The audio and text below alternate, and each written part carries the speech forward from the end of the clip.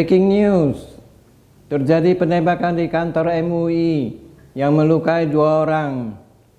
Terjadi penembakan di kantor MUI, Jalan Proklamasi, Jakarta Pusat pada hari Selasa tanggal 2 Mei 2023 siang. Awalnya seorang pria datang dan meminta untuk bertemu Ketua MUI, Miftahul Akhyar, dan minta diakui sebagai wakil Nabi. Pelaku mengeluarkan senjata jenis airsoft gun dan melakukan penembakan sehingga membuat kaca kantor pecah dan 2 orang pegawai terluka karena terkena serpihan kaca. Usai melepaskan tembakan, pelaku kabur dan dikejar oleh petugas keamanan dan berhasil dibekuk. Beberapa saat kemudian, pelaku pingsan dan dibawa ke puskesmas Menteng. Ketika diperiksa oleh petugas medis, pelaku dinyatakan telah meninggal. Pelaku teridentifikasi berinisial M, berusia 60 tahun, yang merupakan warga desa Sukajaya, Kecamatan Waikilau, Kabupaten Pesawaran, Lampung. Halo semuanya. Selamat menonton video Indo Paulio hari ini. Tonton video ini sampai habis ya. Dan jangan lupa subscribe. Saya Sunardi Mulia.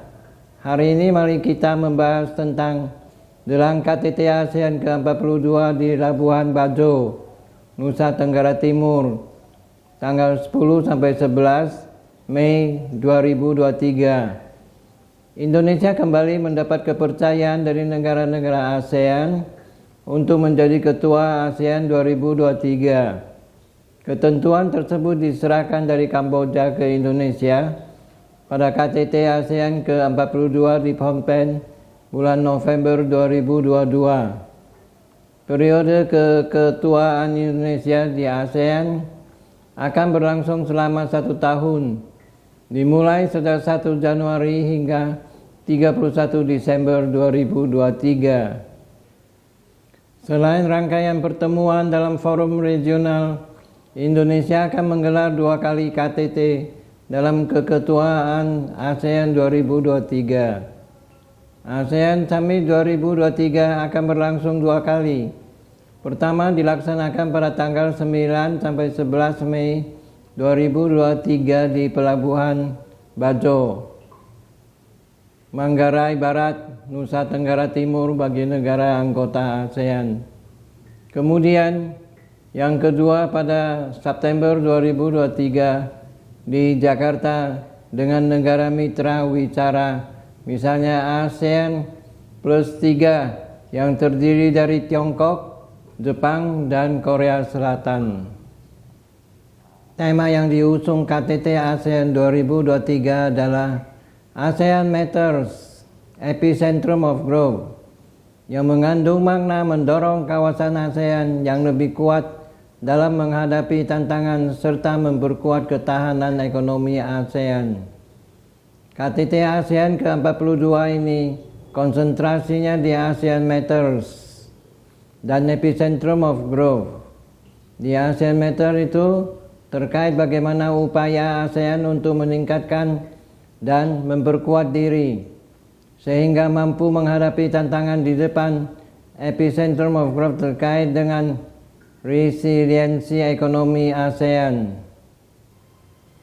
Selama 2 hari penyelenggaraan KTT ASEAN, Presiden Jokowi akan mengikuti 8 pertemuan yang 7 diantaranya akan dipimpin langsung oleh Presiden Jokowi.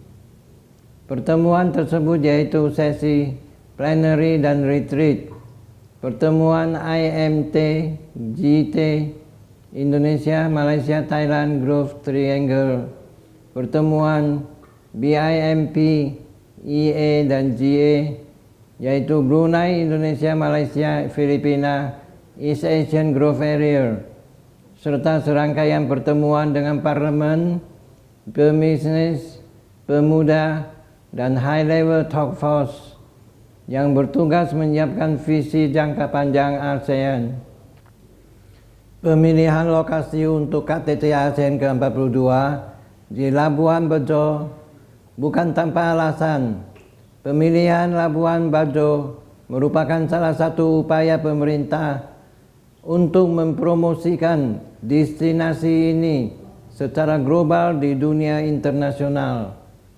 Selain mempersiapkan ASEAN menghadapi tantangan ke depan, maka ada visi POS 2025.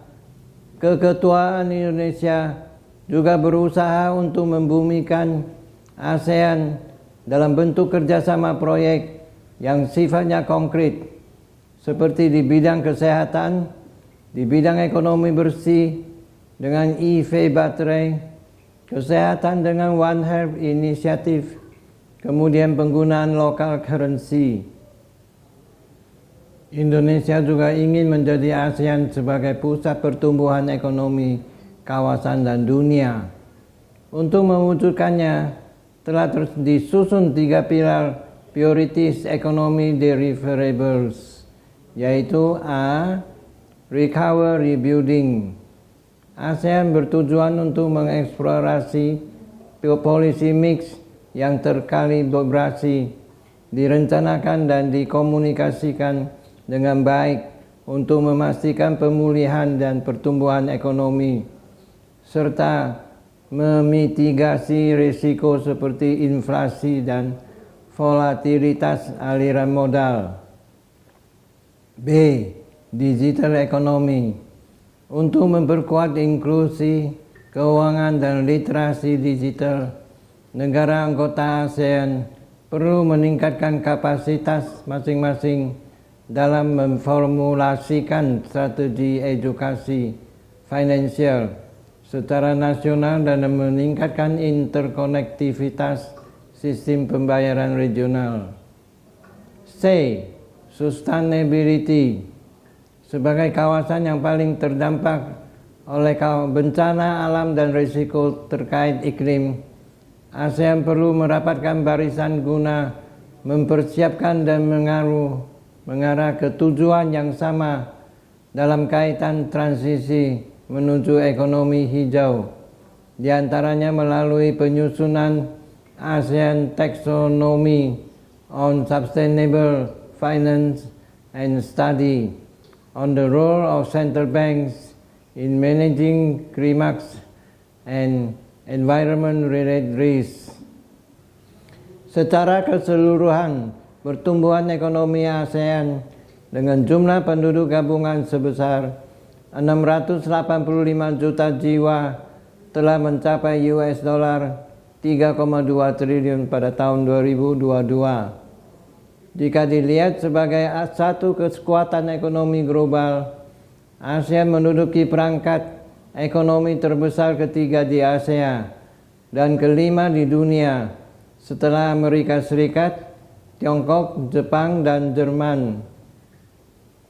Indonesia yang memegang keketuaan ASEAN 2023 diharapkan dapat pula mendorong perdamaian di Myanmar yang sampai saat ini masih terus saja bergelak antara pihak militer Myanmar dengan masyarakat sipil. Terima kasih sudah menonton video Indopaleo hari ini. Saya Sunardi Mulia. Silakan like dan subscribe. Bagikan ke teman-teman Anda dan tingkatkan pesan di kolom komentar. Sampai jumpa lagi.